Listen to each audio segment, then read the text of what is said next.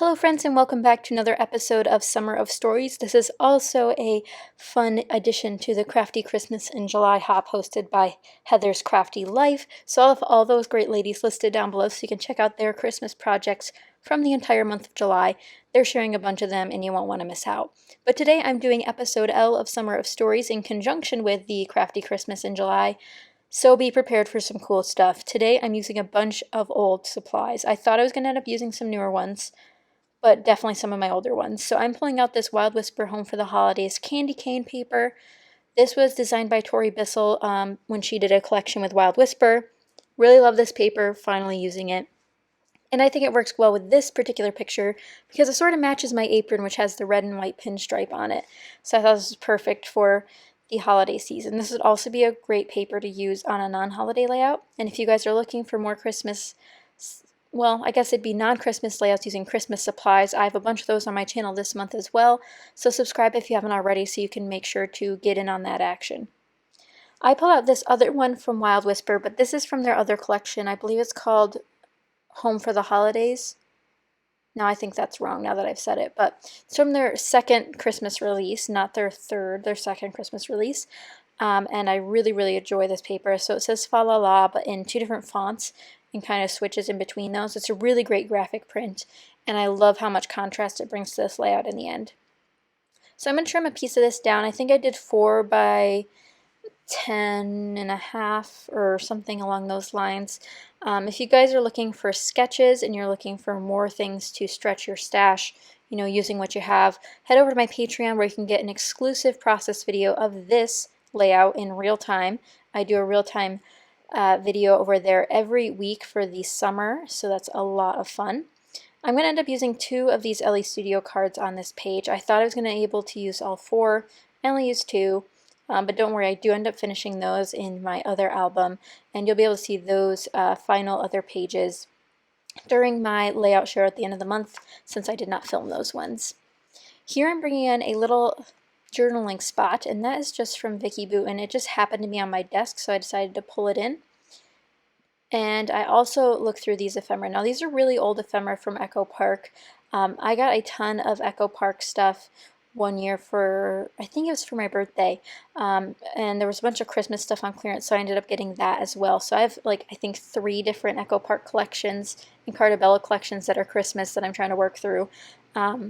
But I ended up pulling out these natural pieces. So there's a snowman, an angel, and then this holiday fun piece, that frame. There's just a lot going on here, but I end up layering so much together and I really enjoy the way it looks. If you can't tell, this photo is actually me in the kitchen, and I'm wearing an apron because this was the making of Christmas cookies last Christmas. So that was the first time I've done it by myself, so that was a surreal experience. Here I'm pulling in some wood buttons from the Pink Fresh Studio collection from Holiday Vibes, but those are new. But I have been struggling to use them, so when I realized that there were natural tones in those die cuts, I thought bringing in that natural tone from those wood buttons would work well with that. And I did manage to sneak a doily in there. I've recently become re-obsessed with doilies. And it might be a problem for you guys, but I also have hundreds of doilies, so putting them on pages isn't a huge deal for me. I'm not trying to hoard them any longer, using colored ones, using big ones, using small ones. I gotta use them. So if you guys have any great doily ideas, leave them in the comments down below. Or if you'd like me to see, or like to see me use doilies in unique ways, let me know in the comments down below. I think that'd be a fun challenge. Here I'm on the hunt for a washi tape to add to this page. I ended up going with a black and white polka dot. Just some more contrast to this page. I do try to use washi tape on every single page because I haven't counted my rolls, but I at least have 50 rolls of washi tape, which also might seem like a lot, but I also have gotten rid of a lot, so that's saying something. Here I'm looking through this Lawn Fawn 6x6 paper pad, which I just recently rediscovered that I've had and have not used, and that's the Nitpicky collection. And also this Pink Fresh Studio pad from the Oh Joy collection. I've had that for a bit, and I'm going to use the green one to mount my photo. So just a little pop of green on there, and then I'm using that 4x6 card from LE Studio to back my photo as well, just to give it another diagonal stripe. And if you end up using 2 diagonal stripes on a page, be sure to put them in the same direction. It does take a little bit of brain power, which it took me way too long to figure out which way it had to go. But once I did, it made the layout seem more cohesive because everything's headed in the same vertical direction. And as you can tell right now, this is a very, very left-heavy layout, but as I'm talking with my patrons, I'm telling them that I do want to put my title on the right-hand side, and like I said, this is episode L, so you're thinking baking, cookies, none of these really associate with L at all. Right now, my title right here says, "This brings me so much joy," so again, no L's to be found. So you might be wondering what it is, unless you've read the title, which then you already know. But this story is about the legendary sugar cookies that we've made. It was my grandma's recipe, and then my mom taught me how to make them, and then now I make them. So it's a crazy, crazy easy recipe. They're just normal sugar cookies with normal frosting, but it's always fun to make them with everyone.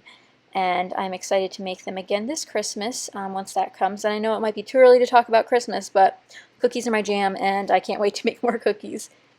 So I added those wood buttons into place again. You can kind of see how those natural tones match the natural tones in the die cuts. And I did think I needed a little bit more natural. And the reason I originally went with the natural look within the red and green is because I knew my title, I wanted to use these craft stickers right in the left-hand corner of this shot here. I knew I wanted to use those craft ones because they look like frosted cookies. So when I knew I wanted to use those, I knew I needed a brown neutral and not just the black. Otherwise, it wouldn't look like it belonged on the page at all. In an effort to get a little bit more neutral on the page, these little wood grain pieces, I end up pulling out a couple brads. So this one that I have in my hand right now is a little Santa, and he has a wood grain background, and I put him here at the bottom right. What's really, really nice about all these weird Christmas images is the ones I picked out we actually make every year. So we make snowman-shaped ones, angel ones, Santa ones, Christmas trees, candy canes, snowflakes, wreaths, all of them. Almost every Christmas thing you can think of, we make into a cookie, which is fun. So I definitely wanted to use those as little hidden messages, at least to me, that I know that that's part of the story as well. So when you're thinking about storytelling, sometimes those hidden things are just for you, but maybe I'll talk about it in the journaling, sort of like a hidden scavenger hunt. So here's the title I ended up going with, Legendary Cookies, and tell me these stickers don't look like frosted cookies. Like how cute. These were from a Christmas collection. I don't remember which one though, but this is my first time using them, and I'm so glad I got so many already used up. It's so great. Here I thought I was going to be able to add a couple more embellishments to the area around my title because I thought it looked a little bit plain. I thought about wood veneer, I thought about chipboard. I ended up pulling out some puffy stickers, which are just some random ones from Recollections. Guys, if you don't check the kids' craft section during Christmas time or right after Christmas time, there is so much good stuff in there. Puffy stickers, cute felt stickers, foam stickers, all sorts of stuff. So definitely check out the kids' craft section after your next holiday. I bet they have July 4th stuff in there right now, or summer stuff in the kids' craft section. Lots of great stuff. Go check it out. Highly recommend. Here I pull out these puffy stickers. Originally I just go with the peppermints. We do not make peppermint cookies, however, sometimes we decorate with peppermints, so I thought it was a good association. And then I also pull in these little starbursts, which I thought were cute and just add a little more pop to the page. And then I'm looking through a bunch of my other embellishments, but I decided not to add any. I already have my journaling spot, my title, a bunch of embellishments, etc. But here are the close-ups. I apologize about the lighting coming through my blinds there onto the page, but you guys can get the idea. I hope you guys enjoyed this page. If you did, be sure to give it a thumbs up and subscribe if you're not already. There's tons more Christmas coming before the month is over, and I have a ton of fun things planned for August. But I hope you guys enjoyed this video, and I will see you guys again soon. Don't forget to check out everyone else linked down below. Thanks for watching, guys. Bye!